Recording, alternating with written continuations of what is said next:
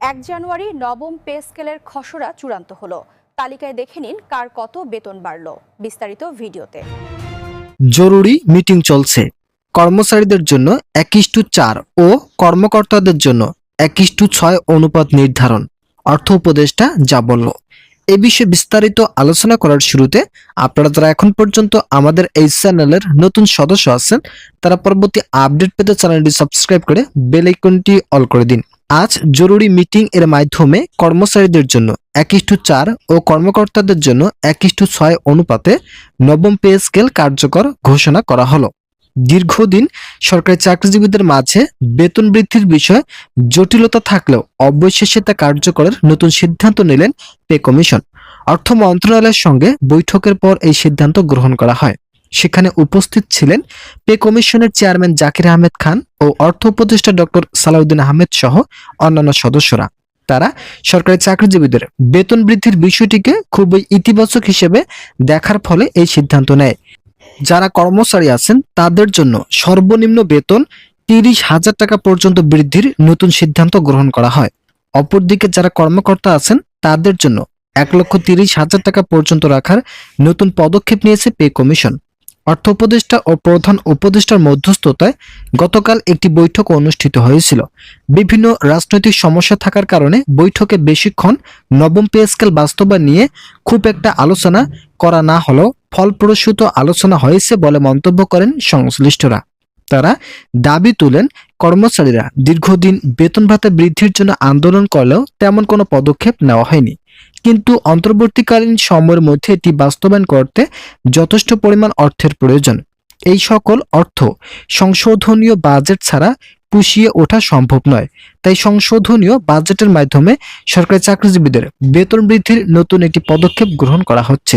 আশা করা যাচ্ছে সরকারি চাকরিজীবীরা এই বাজেটের মাধ্যমে তাদের সকল দাবি পূরণের নতুন সুফলের পথ দেখতে পারবেন।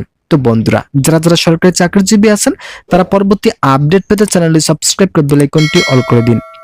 আজ বৈঠকে কয়েকজন কর্মচারী ফোরামের সদস্যদেরকে সঙ্গে নেওয়া হয়েছিল।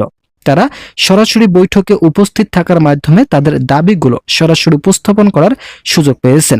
বিভিন্ন বিষয় নিয়ে তারা দাবি জানালেও অন্তর্বর্তীকালীন সরকার জানিয়েছে যে সকল দাবি হয়তো পূরণ করা সম্ভব নয়, যেহেতু বাংলাদেশের মধ্যে বিভিন্ন সমস্যা জর্জরিত আছে, তাই ধাপে ধাপে সকল দাবি বাস্তবায়ন করা হবে। আশা করা যাচ্ছে সরকারি চাকরিজীবীদের জন্য আমরা ডিসেম্বরের মধ্যে একটি গেজেট প্রকাশ করব এবং জানুয়ারি 2026 থেকে সরকারি চাকরিজীবীরা পাবেন নতুন বেতনের সুযোগ সুবিধা। এতে বিভিন্ন অর্থনীতিবিদ ও রাজনীতিবিদরা প্রধান উপদেষ্টাকে স্বাগত জানালেও কর্মচারী মহলের মাঝে অস্বস্তি বয়ে চলছে।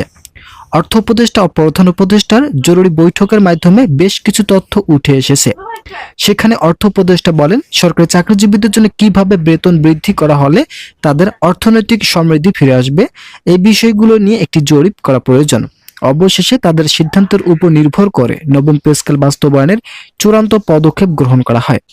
আজ বৈঠকে পে কমিশন অর্থ উপদেষ্টাকে নির্দেশ দিয়েছেন দ্রুত গেজেট প্রকাশ করার জন্য। গেজেট প্রকাশের বিষয়টি অর্থ উপদেষ্টা ডক্টর সালাউদ্দিন আহমেদের সঙ্গে জড়িত, তাই এটি কার্যকরের জন্য নতুন সিদ্ধান্তের কথা জানায় পে কমিশনের চেয়ারম্যান। বাংলাদেশের 14 লক্ষ সরকারি চাকরিজীবীদের জন্যই এই সিদ্ধান্ত খুবই গুরুত্বপূর্ণ বলে মন্তব্য করেন সংশ্লিষ্টরা। ভিডিওটির এই মুহূর্ত পর্যন্ত এসেও আপনারা যারা এখন পর্যন্ত আমাদের এই চ্যানেলের নতুন সদস্য আছেন তারা পরবর্তী আপডেট পেতে চ্যানেলটি সাবস্ক্রাইব করে বেল আইকনটি অল করে দিন। এদিকে সংশ্লিষ্টরা জানিয়েছে, নবম পে স্কেল তৎক্ষণাৎ কার্যকর হলে সরকারি বেতন ব্যয় দ্রুত বাড়বে। এটি মুদ্রাস্ফীতি, রাজস্ব ঘাটতি ও উন্নয়ন ব্যয়ের উপর চাপ ফেলতে পারে। অন্যদিকে জটিলতা ও স্থগিত থাকলে সরকারি কর্মচারীদের অসন্তোষ ও ধর্মঘট এবং প্রশাসনিক কাজে বিঘ্নের সম্ভাবনা থাকবে। এই দ্বৈত চ্যালেঞ্জ মোকাবেলায় সরকারের জন্য দরকার স্বচ্ছ আর্থিক হিসাব, ধাপে বাস্তবায়ন ও কর্মচারীদের সঙ্গে সুষ্ঠু সমন্বয়। সরকারের উচিত মুক্ত হিসাব নিকাশ করে খরচ ও রাজস্বের ভারসাম্য ছকে ধাপে বাস্তবায়নের কৌশল উপস্থাপন করা।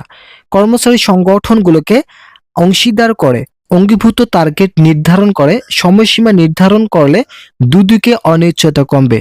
জনসাধারণ ও সাংবাদিকরা এই প্রক্রিয়ার আর্থিক প্রভাব গেজেটের চূড়ান্ত টেক্সট এবং প্রয়োগের নোটিফিকেশনের লক্ষ্য রেখে আপডেট জানতে থাকলে অবশ্যই বিস্তারিত চিত্র স্পষ্ট হবে।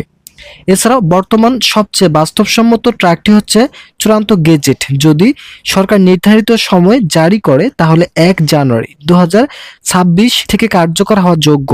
আর গেজেট না থাকলে বা রাজনৈতিক ও অর্থনৈতিক কারণে বাধার মুখে পড়লে সিদ্ধান্ত পরবর্তী নির্বাচিত সরকার উপর চলে যেতে পারে। স্থিতিশীল ও স্বচ্ছ আর্থিক ব্যাখ্যা ও সমঝোতা ছাড়াও কোনো পক্ষই পূর্ণভাবে সন্তুষ্ট হওয়ার মতো বাস্তবায়ন আশা করা সম্ভব হবে না। তো ইতিমধ্যে এই বিষয়ে নতুন একটি প্রতিবেদন প্রকাশিত হয়েছিল। আজকের এই ভিডিওটিতে আমি এই প্রতিবেদনের সকল বিষয়ে বিস্তারিত আলোচনা করলাম। আশা করি ভিডিওটি থেকে অনেক উপকার পেয়েছেন। যদি উপকার পেয়ে থাকেন তাহলে অবশ্যই চ্যানেলটি সাবস্ক্রাইব করে বেল আইকনটি অল করে দিন।